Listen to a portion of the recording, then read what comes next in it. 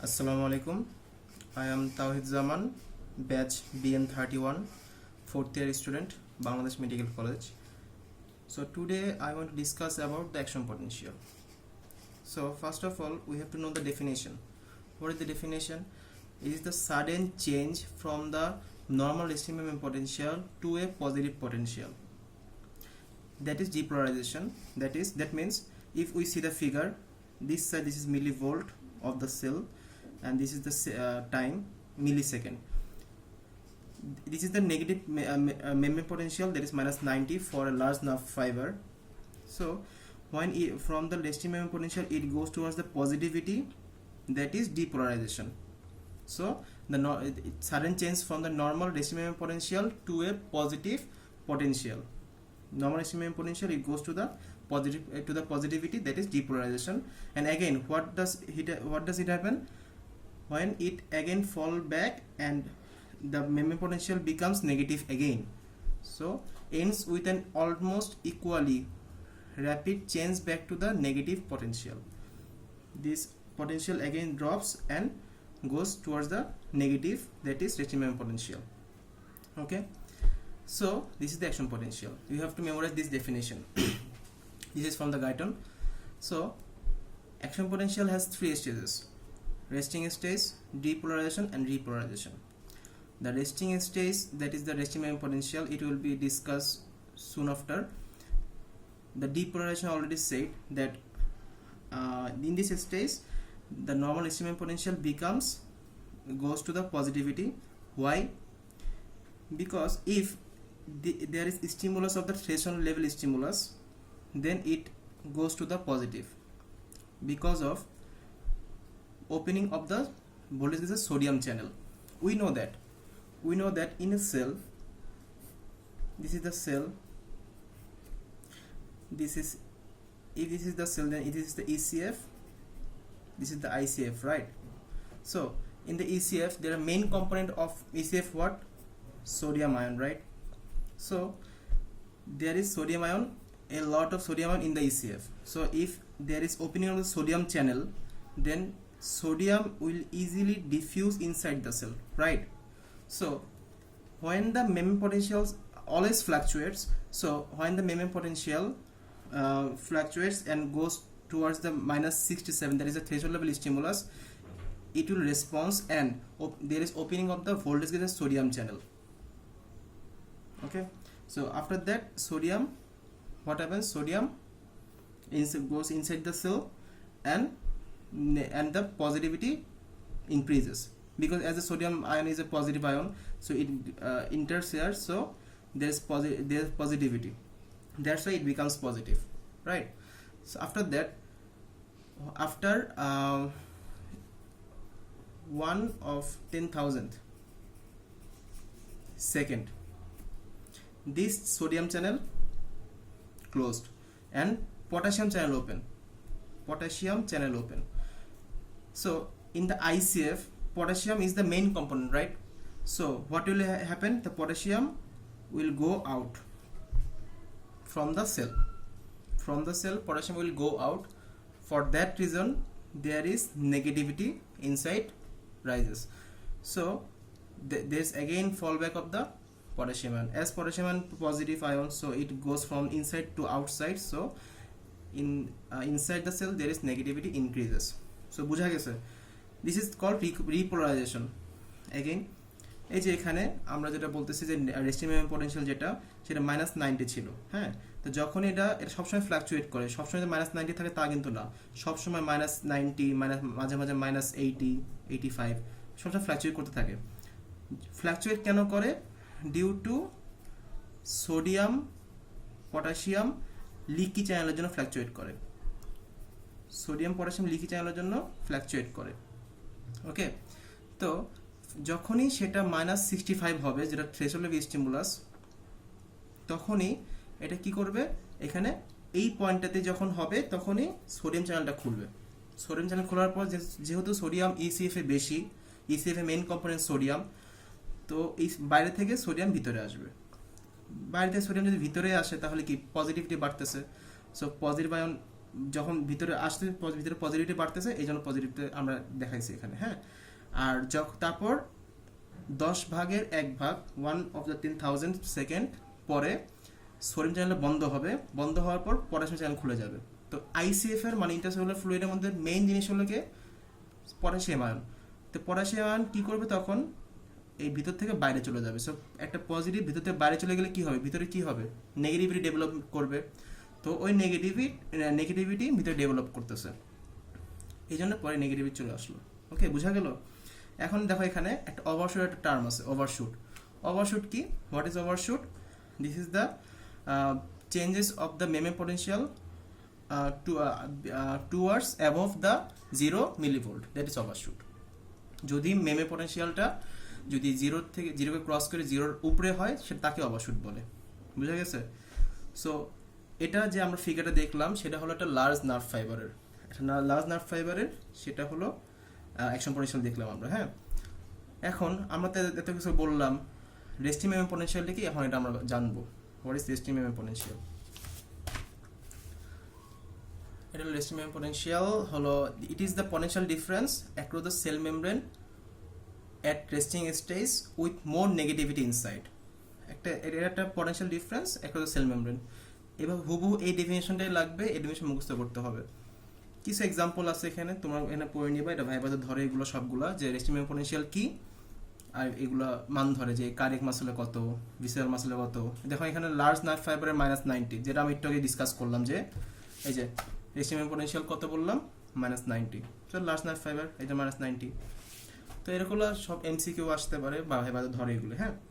এখন এই যে -90 যে হলো, যে রাজনাভ ফাইবারের রেস্টিং মেমব্রেন পোটেনশিয়াল -90 কেন, কিভাবে মেনটেন হচ্ছে, how it is maintain. So first of all আমার জানতে হবে 3টা point: contribution of the potassium diffusion channel, contribution of sodium diffusion potential, and contribution of the sodium potassium pump. আচ্ছা, এর মানে কি, মানে হলো যদি পটাশিয়াম ডিফিউশন, যদি এখানে তো 3টা ফ্যাক্টরি কাজ করে, বাট আমি তো এই পয়েন্ট যদি বলতে চাই, ডিসক্রাইব করতে চাই, then we have to say যে পটাশিয়াম কার মেইন কম্পোনেন্ট, আইসিএফ এর মেইন কম্পোনেন্ট, রাইট। তো আইসিএফ এ তাহলে কি পটাশিয়াম বেশি থাকে, এটা যদি আমি সেল ধরি, ভিতরে পটাশিয়াম যদি 35টা থাকে, বাইরে থাকে একটা, that is the ratio is 35:1। Okay, so if the potassium will be the only factor of the resting membrane potential, যদি পটাশিয়াম যদি শুধুমাত্র ওই ফ্যাক্টরটা হইতো রেস্টিং মেমব্রেন পোটেনশিয়ালের জন্য, তাহলে কি হইতো, পটাশিয়াম ইজিলি ভিতর থেকে বাইরে যেত, কারণ ভিতরে পটাশিয়ামটা বেশি, 35:1 না, তো ইজিলি বাইরে যেত। তো পটাশিয়াম একটা কি আয়ন, পজিটিভ আয়ন। তো যদি বাইরে যেত তাহলে কি ভিতরে কি হইতো, নেগেটিভ হইতো, it becomes negative inside. So তারা এটা ক্যালকুলেট করছে, এটা ওদের একটা সূত্র আছে, নাম নার্স পটেনশিয়াল। এই সূত্র দিয়ে তারা বাই করছে যে এই মানটা হলো, যদি আমরা ক্যালকুলেট করি তাহলে এটার জন্য এই পটাশিয়াম যদি অনলি ফ্যাক্টর হচ্ছে, তার জন্য শুধু মানটা হবে -94 millivolt. If the potassium is only factor for maintaining of the resting membrane potential, so according to the nurse potential the value will be the -94 millivolt. Okay, বুঝা গেছে এতটুকু? Okay, now number 2, contribution of the sodium diffusion potential। এখানে sodium আমরা কি জানি, ECF এ বেশি, the main component of ECF is sodium. So sodium বাইরে বেশি, সেলে কম। সো এখানে যদি 10টা সোডিয়াম থাকে, তাহলে এখানে কটা থাকবে, একটা। So if the sodium will be the only diffusing factor for the resting membrane potential, যদি এটা শুধুমাত্র একটা ফ্যাক্টর হয়, তাহলে কি হবে, সোডিয়াম ইজিলি ভিতরে ঢুকবে, রাইট। যদি সে ইজিলি ভিতরে ঢুকে, কারণ কি আমরা ব্যাপন তো জানি, ডিফিউশন তো জানি, সে ভিতরে ঢোকার পর সে কি করবে, এটা positive ion. So inside the cell there will be the positivity inside the cell, right. So তারাও আবার এরপর ক্যালকুলেট করছে নার্স পোটেনশিয়াল অনুযায়ী, এটা যদি শুধুমাত্র ওই ফ্যাক্টরটাই হয়, তাহলে কত হয়, সেটা হয় হলো +61 মিলিভোল্ট। যদি sodium is, if the sodium is only factor of the diffusing factor for the resting membrane potential, the resting membrane potential will be plus 61 millivolt according to the নান্স পটেনশিয়াল। সো এটা তখন আলাদা আলাদা factor হয়ে গেল, right? But the potassium channel 100 গুণ বেশি কাজ করে। The potassium channel works 100 times better, 100 times greater than sodium. Okay, মানে পটাশিয়ামটা বেশি কাজ করে সোডিয়ামের চাইতে। তো তখন আবার তারা করছে কি, দেন একটা গোল্ডম্যান ইকুয়েশন আছে, তারা এই গোল্ডম্যান ইকুয়েশনে দুইটা মান বসায়। এখন যদি গোল্ডম্যান ইকুয়েশন ইট বিকামস, এই দুইটা মিলে ইট বিকামস -86 মিলিভোল্ট। ওকে, বুঝা গেছে? সো পটাশিয়ামের জন্য আমরা পাইলাম -94 according to nuns potential.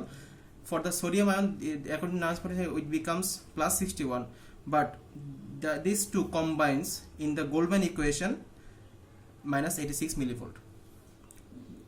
But the average will not be -86, but it is 86 because -86 because potassium work channel acts 100 times greater than the sodium. মানে সোডিয়াম চ্যানেল যতটুকু কাজ করবে পটাশিয়াম চ্যানেলটা 100 গুণ বেশি কাজ করে, এই জন্যই মাইনাসটা বেশি থাকতেছে এখানে প্লাসের চেয়ে। আরেকটা 3 নম্বর পয়েন্ট, যেটা 3 নম্বর পয়েন্টটা হলো কি, contribution of sodium potassium pump. So contribution sodium potassium pump, এটা যদি তোমরা পড়ে থাকো, সোডিয়াম পটাশিয়াম পাম্পে কি হয়, ওখানে নেগেটিভিটি ডেভেলপ করে, রাইট? ভিতরে নেগেটিভিটি ডেভেলপ করে। কেন?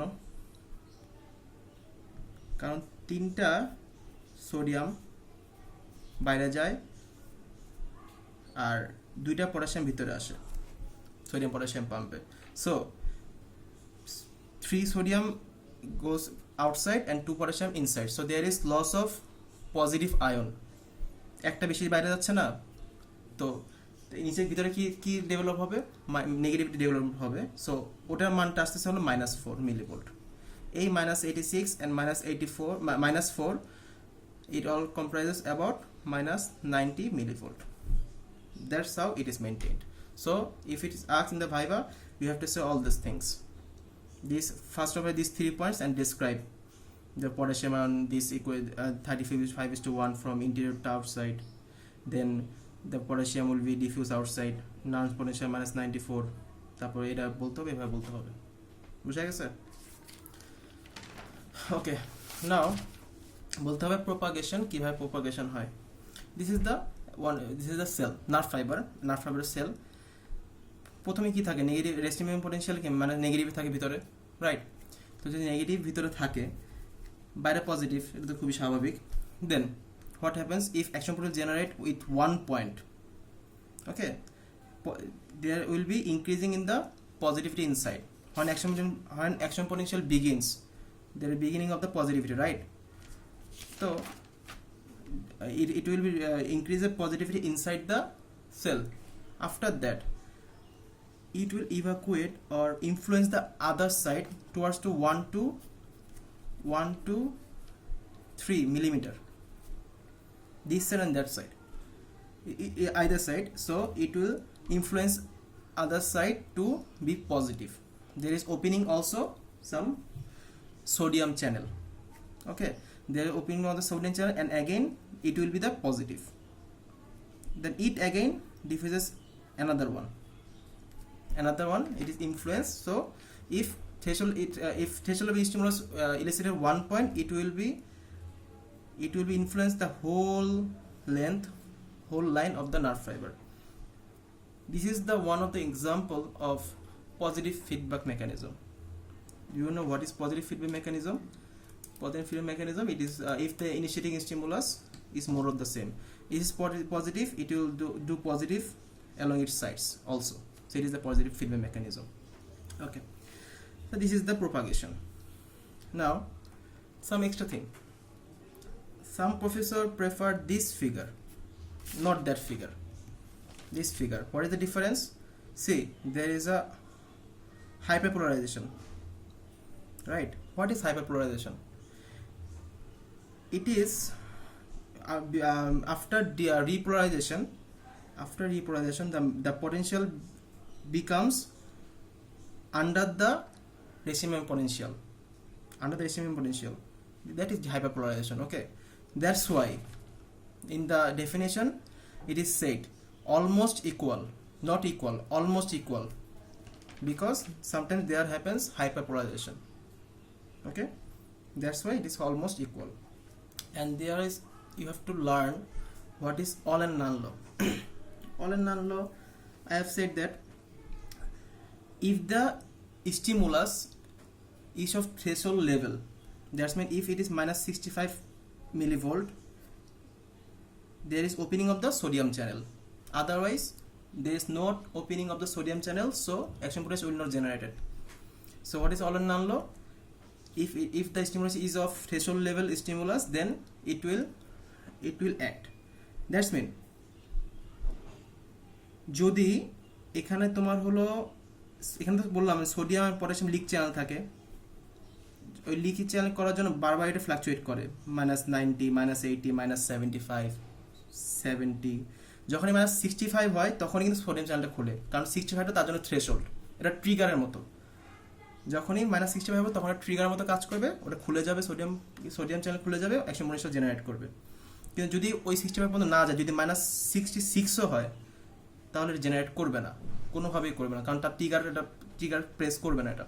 ওকে, it's like a trigger, threshold level stimulus it's like a trigger. তো বুঝা গেছে মনে হয়। So all and none law মুখস্থ করতে হবে। তো তারপর স্যালুটারি কন্ডাকশন, এই যে আমরা যতটুকু বললাম যে অ্যাকশন পোটেনশিয়াল যাচ্ছে, এটা তো পুরো নার্ভ ফাইবারে গেল না, এই যে নার্ভ ফাইবার তো গেল, কই গেল এটা, এই যে এটা তো অ্যালং দ্য নার্ভ ফাইবার গেল, রাইট? সো আফটার দ্যাট এই নার্ভ ফাইবার থেকে তো আটা নার্ভ ফাইবারে যাবে কিভাবে? This is the nerve fibre. একটা নার্ভ ফাইবারে দুটো শীট থাকে, নার্ভ ফাইবারে দুটো শীট থাকে, একটা হলো myelin sheath, this is the myelin sheath. Outside of the nerve fiber, this is the myelin sheath. Okay, outside that there will be the Schwann cell. Again, this is the myelin sheath, this is the Schwann cell, but there is a gap, right? This gap is known as node of Ranvier. So the nerve impulse goes from one node of Ranvier to the another, one node of Ranvier to the another. That is known as salutary conduction. So that's all about action potential. I hope you all understand. আশা করি সবাই বুঝতে পারছো। আর কোনো সমস্যা থাকলে বলতে পারো কমেন্টে। ভালো থাকো। সামনে নজেশ তোমাদের জন্য নিউরোভাস্কুলার জাংশন ভিডিওটা দিবে। আল্লাহ হাফেজ।